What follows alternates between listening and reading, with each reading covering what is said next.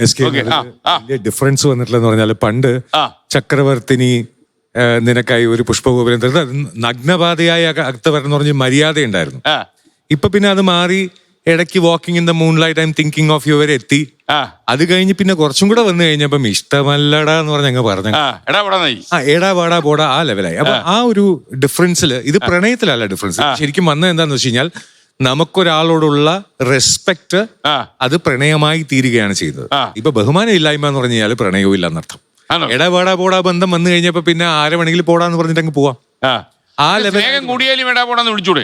ചില പ്രണയിക്കുന്നവർ അങ്ങനെ വിളിച്ചെന്ന് വരുമല്ലോ. അത് വിളിക്കുന്നതിൽ വ്യത്യാസം അറിയാം. ഇപ്പൊ കല്യാണത്തിന് മുന്നേ നമ്മൾ പപ്പി എന്നായിരിക്കും വിളിക്കുക. ഇതേ സാധനത്തിന് നമ്മൾ കല്യാണം കഴിഞ്ഞാൽ പട്ടി എന്ന് വിളിക്കുന്ന സെയിം ആണ്, ജീവി ഒന്നാണ്. പക്ഷെ വിളിക്കുന്ന ആ സ്റ്റൈലില് വ്യത്യാസം വരും.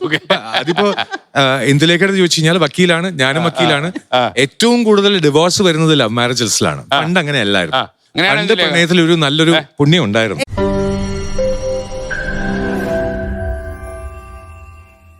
ലോകത്തെവിടെയായാലും ഏത് സമയത്തും 24 വാർത്തകളും ഓഗ്മെന്റഡ് റിയാലിറ്റി പാക്കേജുകളും എക്സ്പ്ലെയിനറുകളും വിശദമായി കാണാൻ ഞങ്ങളുടെ യൂട്യൂബ് ചാനൽ നിങ്ങൾക്ക് സബ്സ്ക്രൈബ് ചെയ്യാം.